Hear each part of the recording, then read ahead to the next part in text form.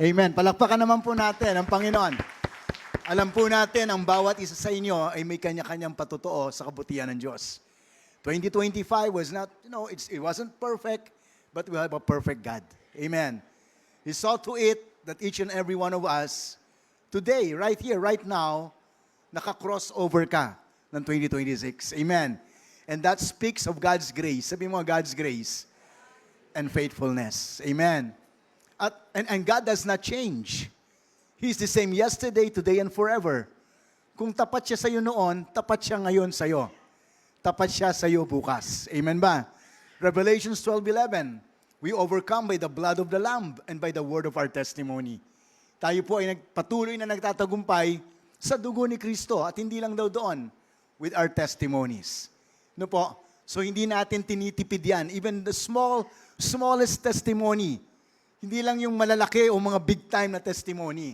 No po, yung maliliit na bagay, it starts from little, and then God will trust you with much. Amen. Well, a blessed 2026 everyone. Palakpakan po natin ang Panginoon. Amen. This year is gonna be an awesome year for each and every one of us. But the Lord has been reminding us, to keep in step with Him. Amen. Nakalagpas ka dito sa 2025, patungo ng 2026, patuloy mong samahan ng Panginoon. Amen. Walang iwanan sa Panginoon. Amen. No po, don't be overwhelmed with more success, with more accomplishments, with possessions and material things, because the enemy would entice you, would offer, worldly things for us to have more of the world. Nothing's not wrong of, earthly material things, but we have to understand we want the more of God and not more of the world. Amen. Because what we have right now in the natural is just a byproduct of our relationship with God. Amen. Sabi mo nga, God is my source. I want more of God. Yan po ang pag-uusapan natin ngayon. No po? But of course, the enemy would want us to chase after yung mga, the awesomeness, yung kinangba, yung shine, yung bright ng what the world is offering us. But, as you continue to chase the things of the world, ang nangyayari lang naman is you get stressed. You get pressured. Amen. Now, Jesus gave us a simple and yet a powerful instruction in regards to this year. Amen. Sabihin nga po natin, seek ye first the kingdom of God and His righteousness. And all these things, say all these things, shall be added unto me. And Jesus said, do not worry. Therefore, do not worry. Well, let's open up in prayer. Father, in Jesus' name, we thank you for the word that you have for us today, this morning, God. First Sunday of 2026. God, we want more of you. Not just the world, God, not what the world offers, but more of you. God, blessed to be a blessing. Our eyes are focused on you, Lord. Everything we have came from you, God. And so, Lord, we want to set our priorities right. As we start and begin this year, Lord, we want you to be our number one priority this year, God. Have your way, Lord. Have your way. In Jesus' name, amen. So the title of the message is to seek first. Sabi mo nga first, the kingdom of God. Seek first. Kasi pag may first, may second, no? May third, may fourth, may fifth. Is God first in your priority? Is God first in our list of priorities? Diba? Me and Pastor Grace, we work in the pharma industry for almost 20 years. Hindi kami kaagad naging pastor. Ano po? So we're used to preparing a year plan. Hindi lamang monthly, hindi lamang weekly, but daily, daily plan. We forecast our future. We forecast the sales, the collection in the company. daily itinerary. And then, I learned a lot from that. We learned a lot from that because if we are asked to have 15 calls a day, this is pharmaceutical, so at least 15 doctors a day. St. Luke's, yan, Cardinal Santos, mga ganyan yung mga assignment ko before. So I have to call and make a call or a coverage to these doctors. So I would actually list 1 to 15 names of doctors, pero uunahin ko yung pinaka-potential na doktor. Yung mas malaki mag-o-order, malakas mag-prescribe. But you know what? This is what I've learned. Hindi pa kami pastor noon. Hindi pa nga yata ako Kristiyano noon eh. Hallelujah ka. But then, it's a learning process. I was so good in preparing things for what will happen today. List of calls, list of activities that I'm going to do today. At kasama kagad doon yung may sales and collection, meaning may pera. Uunahin ko na yung top 3 sa 15 na pag nag-call ako dyan, may collection yan, may pera. At magre-reorder yan. Ganun kaagad. But you know what? Oftentimes, I would miss out on my daily quota. And this is God speaking to me. Kasi pag uuwi na ako ng bahay, alam mo yun, nakabarong ka, nakakita ba kayo ng detail man? Laki ng bag ko, puro sample ng gamot yun. Pauwi na ako, wala pa akong benta. Pero magaling akong ahente. Alam mo, pauwi na ako, nakasakay ako sa isang jeep, tapos bigla ako magsasabi, Lord, wala pa akong benta. Pauwi na ako. Magre-report ako bukas sa company. Alam mo ba, just right when I uttered, Lord, I need your help. In other words, I was asking God, as my last resort, because I'm already headed home. I've worked all day, I've toiled all day, but never that He was part of those whole day. I just remembered Him bago ako umuwi. Pauwi na nga eh. And you know what? This has never failed. At least 3 times it happened to me.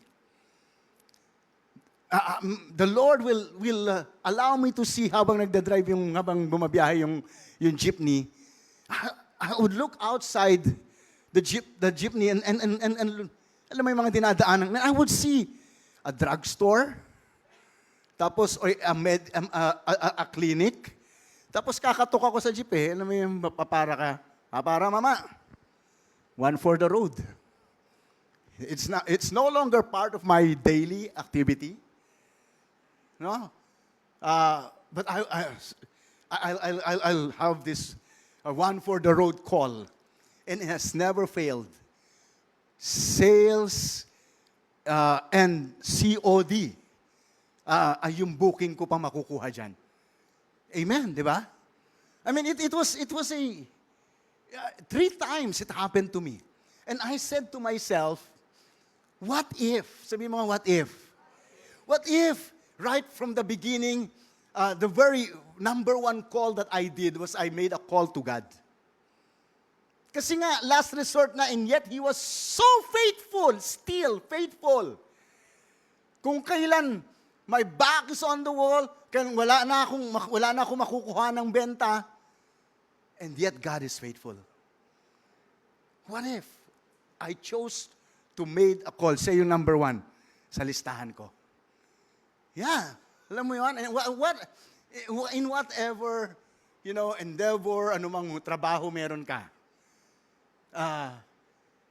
pag upo mo sa opisina, pag upo mo sa lamesa, dyan sa office, place mo, work mo, then pause for a moment and then pray. Yeah. Most of the time, because we're so familiar with what we do, and you're an expert of what you do, kaya ka nga kinuha ng kumpanya kasi mahusay ka, most of the time, we are relying on our own ability. Nakakalimutan na natin mag-pray. I mean, a simple example, pagsakay mo ng kotse. When you were first driving a car, siguro, baka nagtatangs ka pa eh. Sigurado, hindi ka nag-overtake.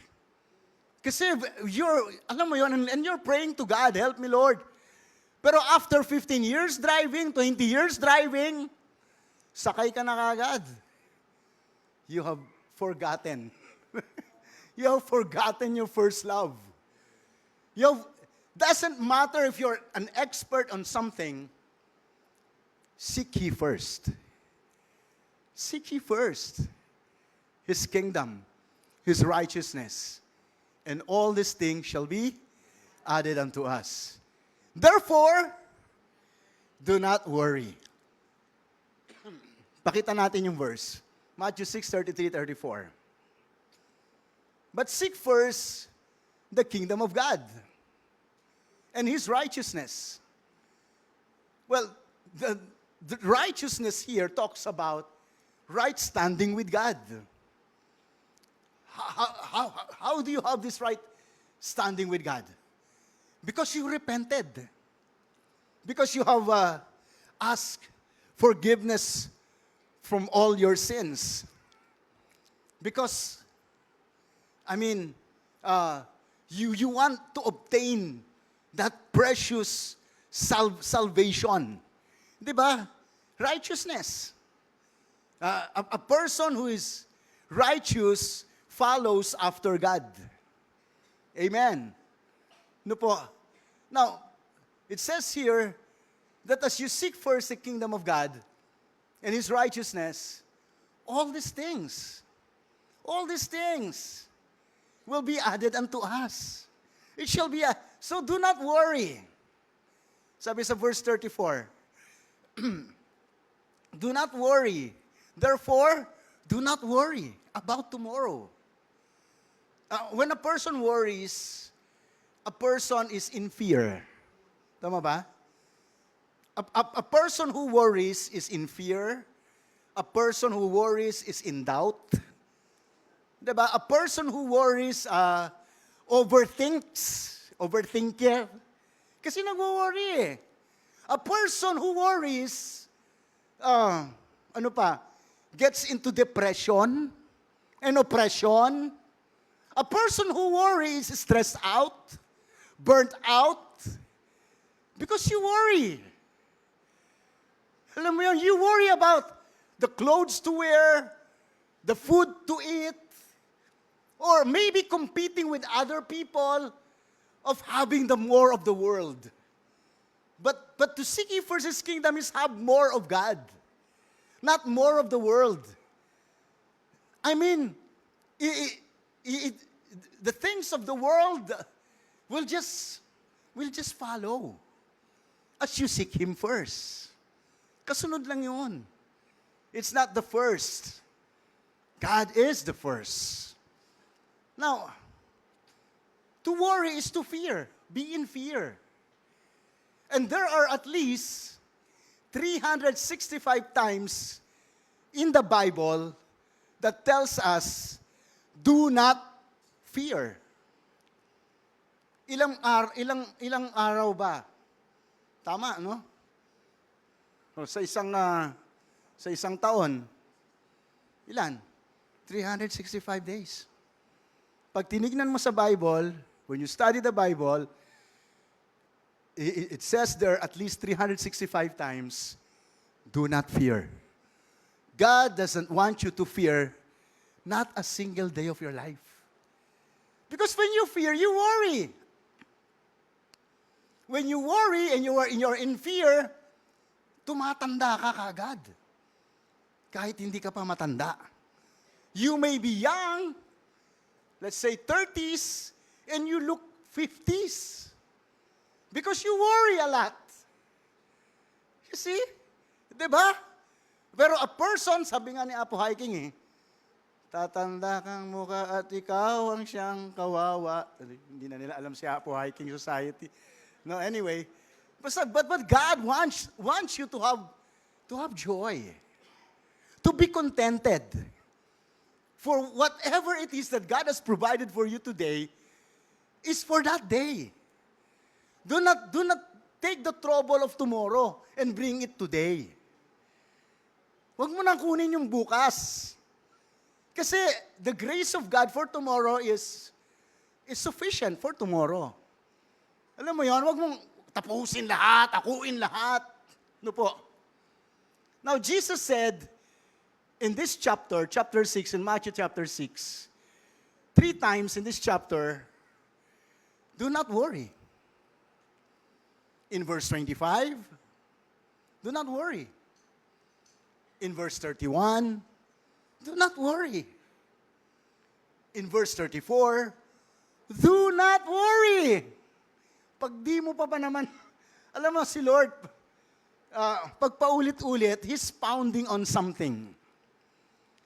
And the thing is, sa totoo lang talaga, matigas talaga ulo ng tao eh. Kahit paulit-ulit pa i-remind ng Diyos. Totoo yun. No po. I mean, this is not for Him. This concerns us. Because if I do not worry, then I'm not in fear. I am not depressed. I am not oppressed. I am not stressed out. It's all for my good. So when God says, do not worry, do not worry, do not worry, it's for your good. God wants you to have a satisfied long life. Amen. A satisfied long life. Full of joy and full of peace. Do not. Now, some people worry not because they don't have money, but because of greediness. Diba? Kasi nga more of the world eh. Meron na ngang kotse sa bawat coding.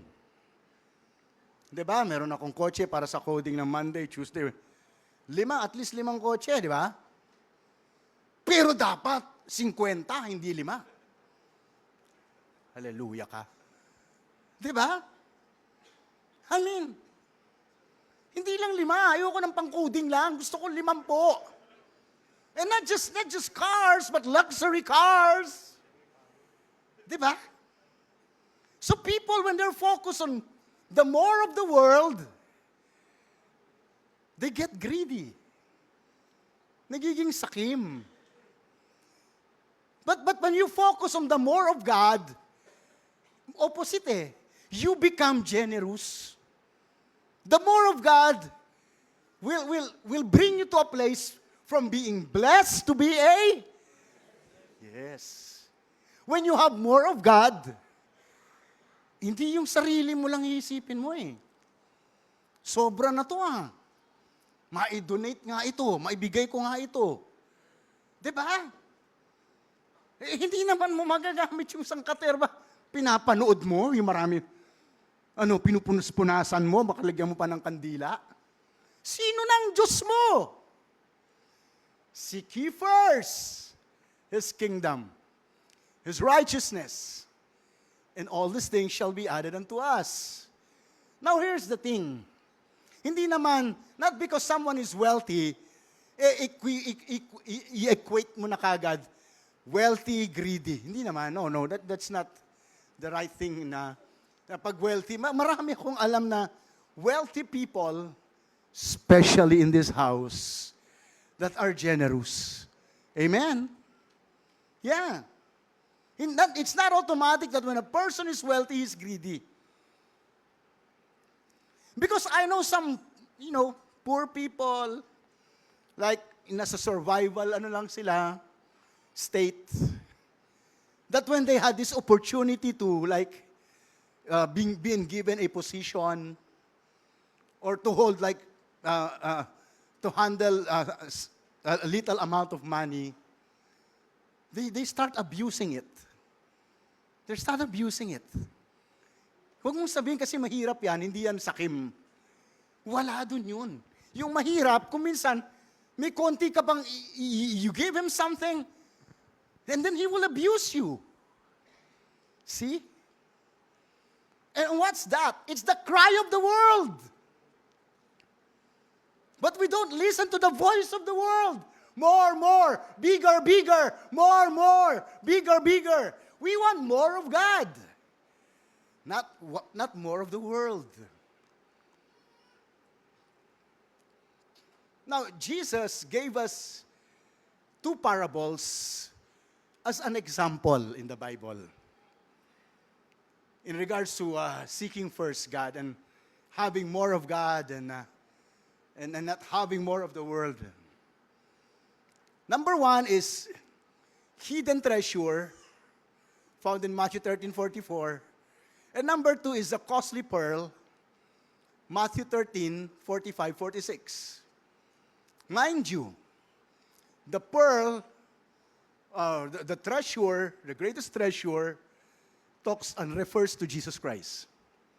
He's the greatest treasure. And the costly pearl also refers to Jesus Christ. So, even before we read the verses, I want you to know that these two person already had known Christ. Yung isa natagpuan niya na yung treasure. Sino yon? Si Jesus. Yung isa natagpuan niya na yung greatest pearl. Most valuable pearl. Sino yon? Si Jesus. Pero along the way, nagkaiba sila ng direksyon. So let's read it. Matthew 13:44. 44 muna. Ayun, tama. The kingdom of heaven is like a very precious treasure hidden in a field, which a man found and hid again. Then in his joy, he goes and sells all that he has and buys that field, securing the treasure for whom? For himself. So isa to. He found the treasure. Who's the treasure? Jesus. Amen. He got blessed. And what's the purpose of blessing? To be blessing. Well, what's the purpose of being blessed? To be pero makita natin how it ended. Securing treasure for himself. Hindi siya blessing. For himself lang. In fact, when he found the treasure sa isang lupa, hindi naman kanya yung lupa Hindi ko alam, baka na may construction sila, may nakita siyang treasure, ganyan. But then sabi niya, malamang, marami pa dito sa lupang ito.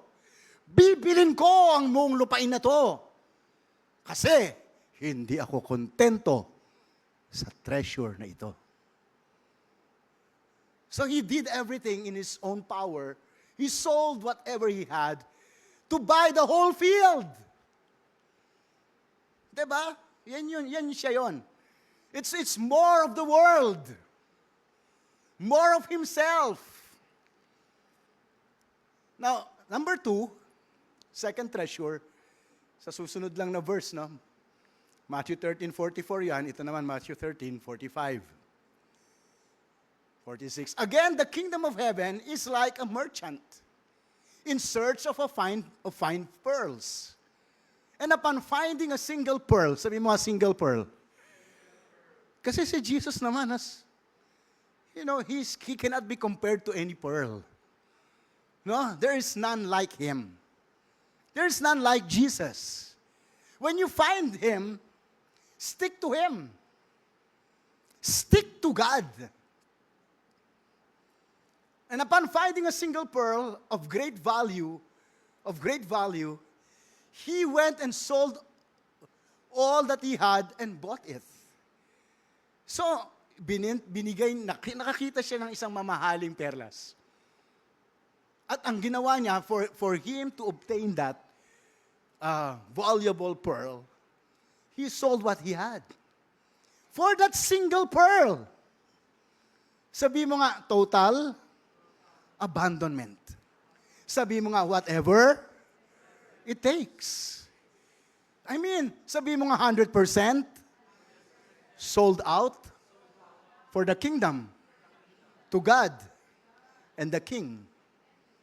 Kasi tinodo niya yun for this single valuable pearl.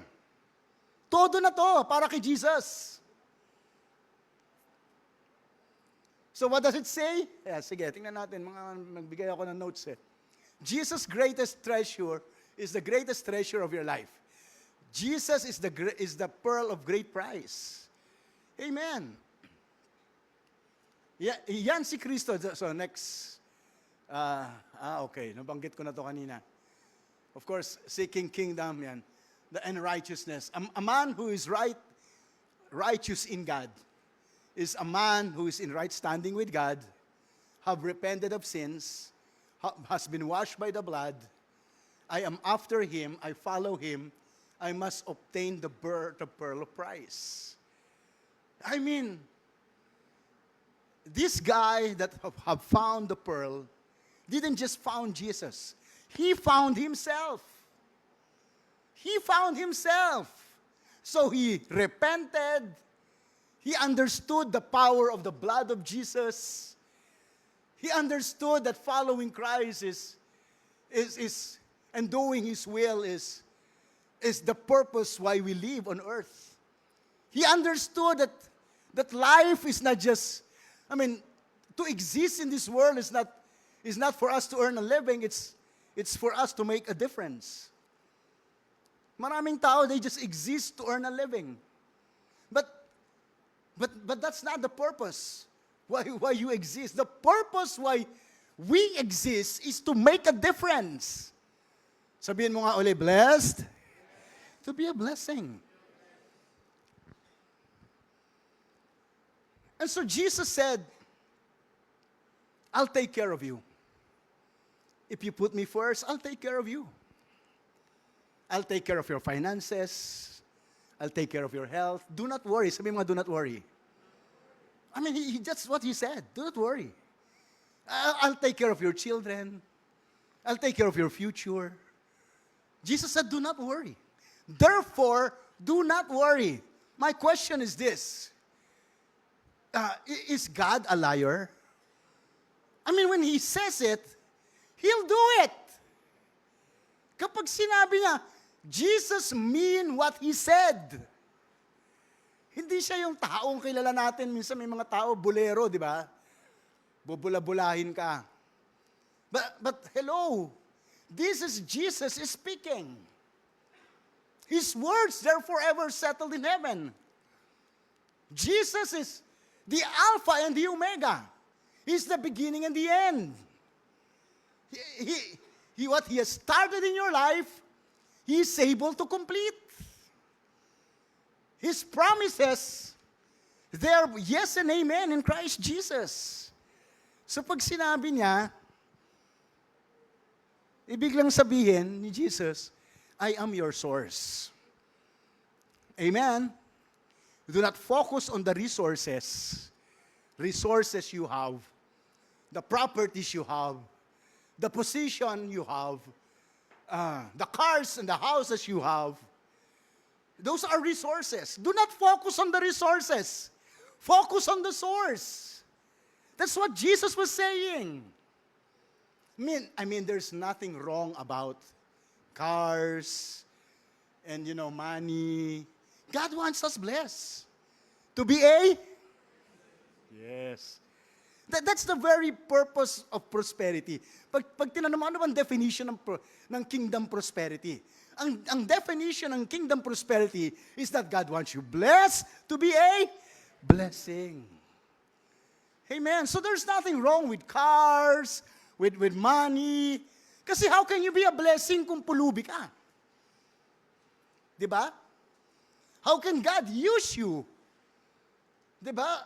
Kung sasabihin mo ka, mag-born again ka, pakilala ko sa iyo si Kristo para maghirap tayong dalawa. Maku-convert mo ba yon? Sasama ba sa iyo yun? Halika nga. Wala pala akong pambayad ng pamasay, pautang nga. Inutangan mo pa. Unbeliever, tas inutangan mo. Hallelujah ka. Pero alam mo si Lord, naku, paano pa siya maniwala kay Lord? Kaya nga sabi ni Jesus, I came to give you life and life more abundantly. Buhay at buhay na masagana. Because we use the resources to bring people to the source. Amen. Now, let's go to Luke chapter 12.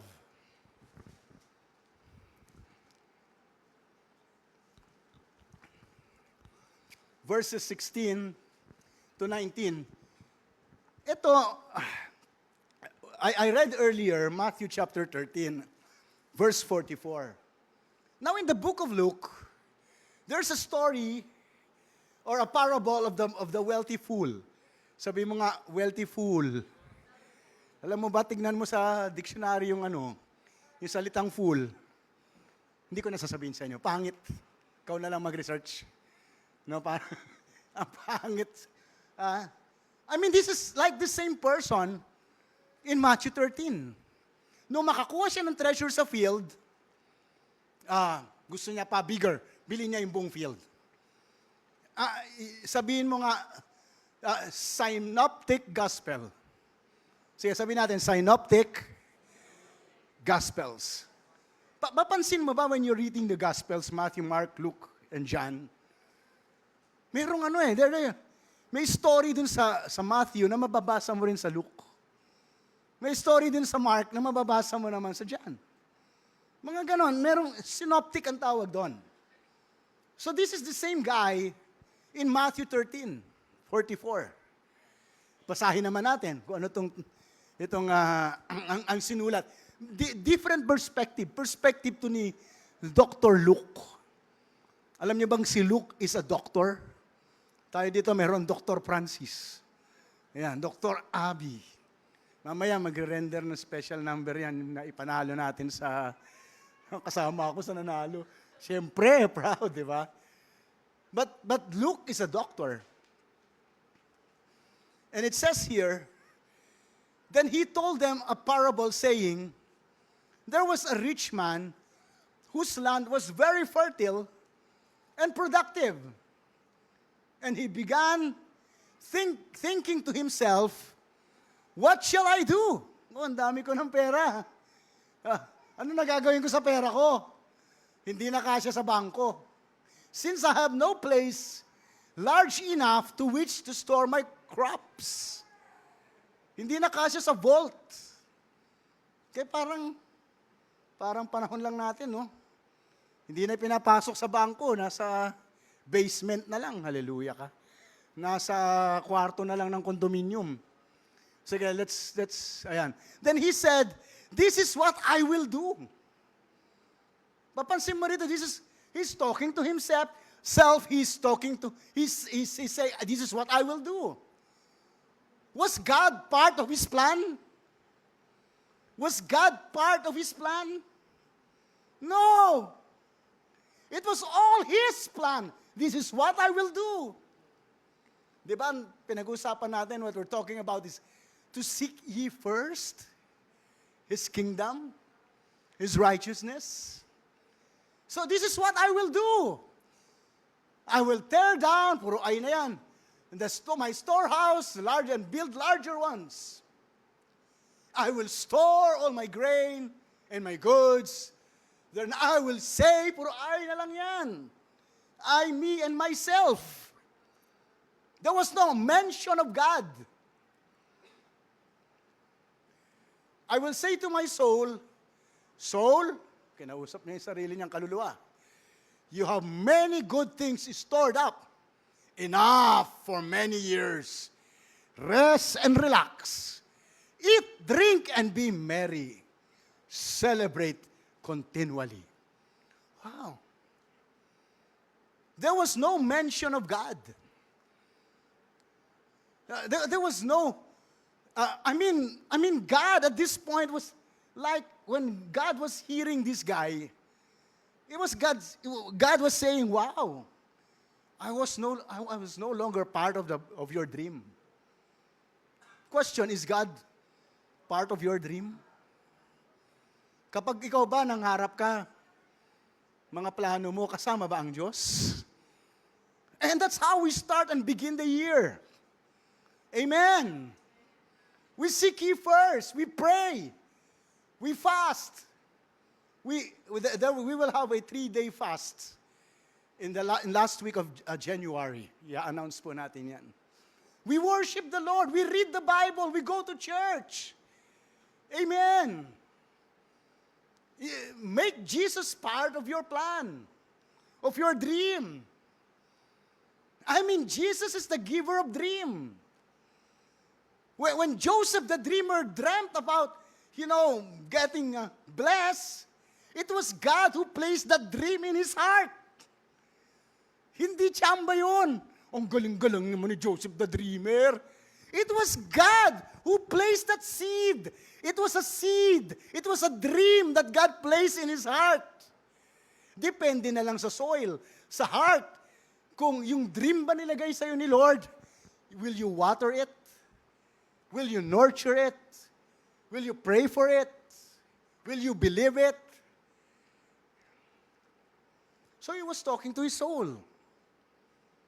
You have many goods. Wala na akong problema, dami ko ng pera. Ganun ang sinasabi niya eh. Alam mo yon? Maubusan ng pera ang bangko, pero ako hindi. Bahala kayo sa buhay nyo. Basta ako magpa-party. Yan. I will celebrate continually. And this was the guy. This is, kumbaga sa synoptic gospels na binabanggit ko, this is almost the same guy that was referred by Matthew in the book of Matthew. Now, he was talking to his soul. Then he heard another voice. Sabi mo, another voice. The voice of God. Okay, verse 20. Luke 12:20. So he heard another voice. But God said to him, "You fool! This very night your soul is required of you." Ano ba? Medyo maganda natin. Mangmang. Ganon, mangmang. Maganda ba yun? Hindi ko alam kung maganda tawagin mangmang. Pero may mas pangit pa talaga sa ano. Ay, sabi ko, hindi ko gagamitin yung word na yun. You fool! Itong gabi na to, this very night, your soul is required of you. Mamamatay ka ngayong gabi. Mamamatay ka ngayong gabi. Sabi niya dito sa wealthy fool na ito, and now, who will own all the things you have prepared? Sino na ngayon? Sino na ngayon ang mag-enjoy lahat ng mga in-stock mong mga kayamanan? Lahat ng mga inipon mong pera at mga ari-arian. Sino na ngayon? Masasakyan mo pa ba ang iyong mga luxury cars? Wala dyan yun, wala. Baka hanapin nyo kasi, wala dyan yun. In-amplify ko lang. So, it is for the one who continues to store up and hoard possessions for whom? For himself. And is not rich in his relationship towards God. So, ganon din daw ang kahihinatnan ng mga taong kagaya nito, ng storyang ito, na walang inisip kundi sarili niya. Isang araw, mamamatay ka. He was talking to his own soul. He didn't realize that he didn't own his own soul. It is God who owns our soul. Akala niya siya may-ari ng kaluluwa niya. Kinausap niya pa. And God says, you don't own your soul, I own it. I will require for it to go back to me today. Hindi mo pag-aari yun. Siguro sumobra na talaga ang greedy niya. Feeling niya pati kaluluwa niya kanya. Hindi lang yung mga pera, hindi lang mga ari-arian, akin lahat yan, akin. Pati kaluluwa niya, akala niya kanya.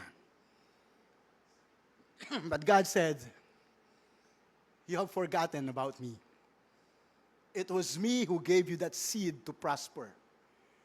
It was me whom you found, the treasure that you found in the field. But you were never contented. Yeah, you have forgotten me. Nakalimutan mo na ako.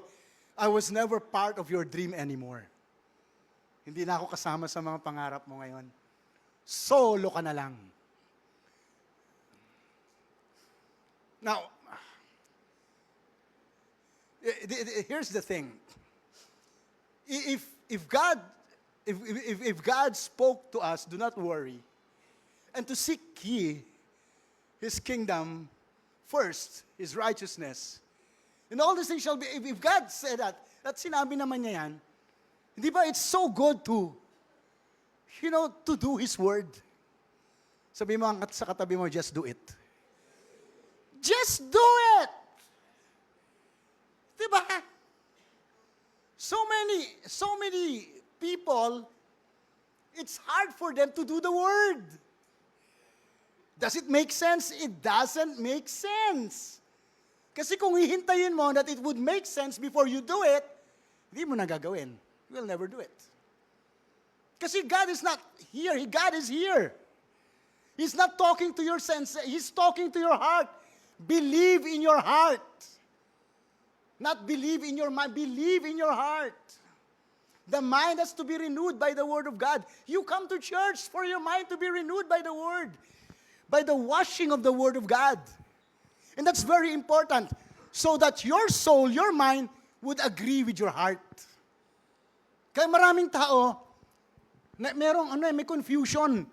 Kasi yung mind nila, hindi nare-renew ng salita ng Diyos. So never din sila maniwala in their heart. And that's the value of you coming to church and hearing the Word of God. Nagkakaroon ng synchrony. Yan. Sabihin mo nga adventure. Adventure with Christ. Gusto ko yung ni Brother Miles kanina. This is going to be an exciting year. You know what? It's going to be an exciting year if you will just do it and follow God. Have you ever heard from God saying, for example, give your car to somebody? Sabihin mo nga, adventurous. Believers are supposed to be adventurous. Yeah. But if you are, alam mo yon, just living inside the box, ba't ko na may bibigay? Hallelujah ka, pinapirapan ko yan eh. Ang dami there, just do it. When God speaks to you, alam mo naman when God speaks to you. The voice of the devil will say, hoard it. The voice of the Holy Spirit says, bless someone. Do you want to know the difference between the voice of God and the voice of the devil? The voice of God will tell you to worship Him, and it concerns people, God and people. The voice of the devil concerns only you. Be bigger. Have more of the world. Puro ikaw. Wala siyang pakialam sa Diyos at wala siyang pakialam sa tao. We were not pastors then. Story lang to. Pharmaceutical pa rin, pero this time we were handling our own pharmaceutical business. And God has blessed us with a Land Cruiser na nagdi-deliver kami using that Land Cruiser. And then, I happened to enroll in a Bible school, Dumata Bible School, in Parañaque. And then, one of my classmates is a pastor, a missionary pastor from Bataan. So, what he does is to go up mountains. Yun yung assignment niya to preach the gospel. He's not into city, he's into mountains. And then, when he heard about our testimony about that Land Cruiser, sabi niya, bro, anointed yan. Yung Land Cruiser mo. If it so happen na ibebenta mo na yan, pwede ba ako na lang bibili? Sabi sa akin ng pastor. So the pastor said, if you're going to sell it, please inform me, I'll buy it. I'll be able to use that in the mountains, 4x4. Diba? So yun nga, dumating yung time na yun. That time came, Sige, benta natin, sabi namin ni pastora. Hindi pa kami mga pastor nun. Sabi mo, adventure. Okay. So, there, nag-text na siya. Naka-motorcycle sila mag-asawa, yung pastor. Ang kasi niya asawa sa motorcycle from Maribeles, Bataan. Sabi niya, pastor, malapit na kami. Diyan na, excited sila to buy yung Land Cruiser. Kasi hindi naman mahal naming ibibenta. But, well, after reading his text, we're on the way, we're near your house already. Bigla pagtapos ko binasa yung text, sabi ni Lord, nakarinig ako ng voice ibigay mo na lang. Huwag mong pagbayarin. So, nung sabi ko, bibigay ko na lang. Maya-maya, I saw Pastor Grace, hindi pa siya pastor, she's walking towards me. Alam mo, sabi niya, ibigay mo na lang daw. I mean, magkahiwalay kami And God spoke to us both. Huwag na raw natin pagbayarin. Yeah. So, tuwan-tuwa, naiyak yung mag-asawa. Ikinarga na lang nila yung motor nila sa loob ng Land Cruiser. I mean, I can just imagine nagda-drive siya. The very first time I rode that Land Cruiser, kung ano yung feeling, I know the feeling. Then when I saw it, kung paano yun, sabi ko, that's this. God wants you to be a blessing to others. That feeling of joy, He wants you to be a channel of God's joy to others. Feel ko rin, na-feel ko yung naramdaman niyang joy kasi nga rin din naramdaman ko the first time I drove that car. You see, that's being blessed to be a blessing. Yung last line itong verse na ito sa Luke chapter 12 verse 21.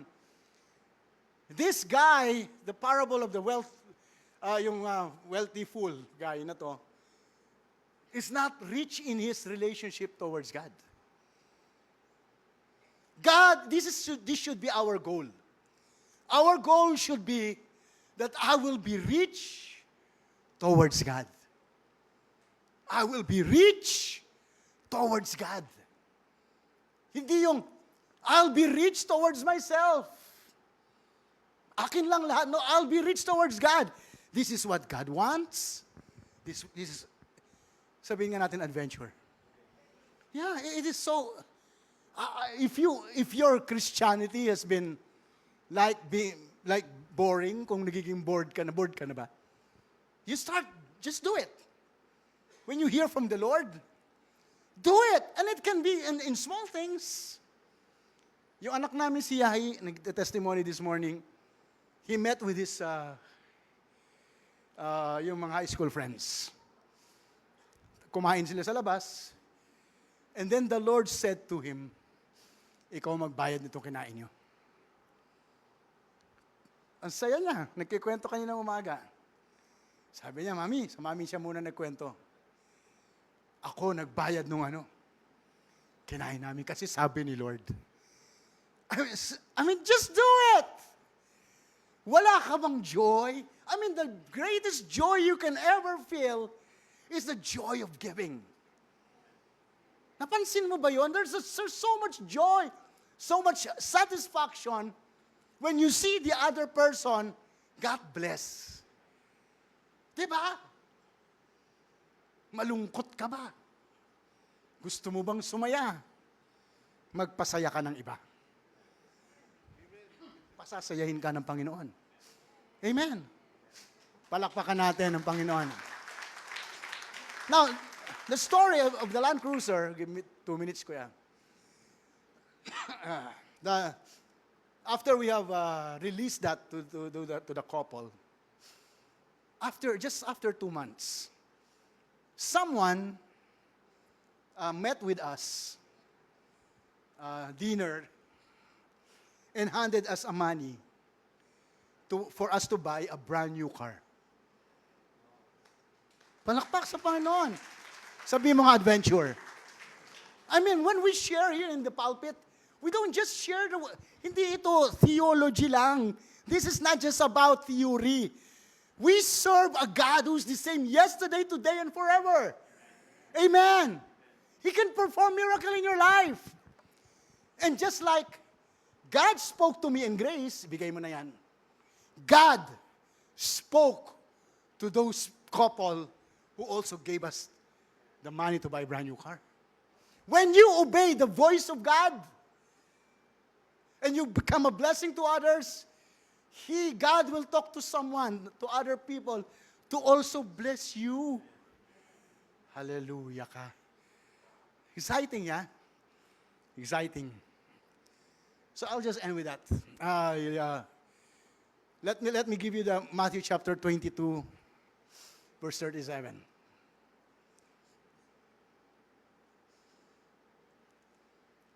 Jesus replied to him, "You shall love the Lord your God with all your heart, with all your soul, with all your mind. This is the first and greatest commandment." Amen.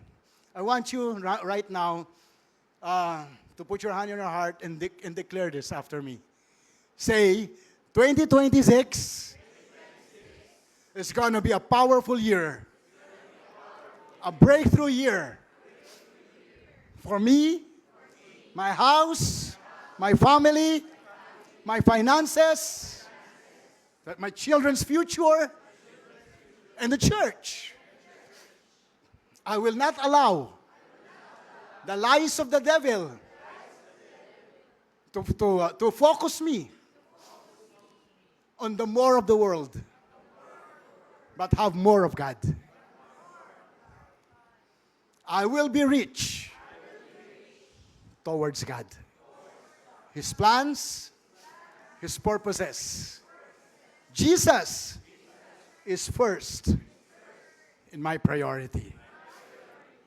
And all these things shall be added unto me. I will not worry. I will have more than enough. In Jesus' name, amen, amen.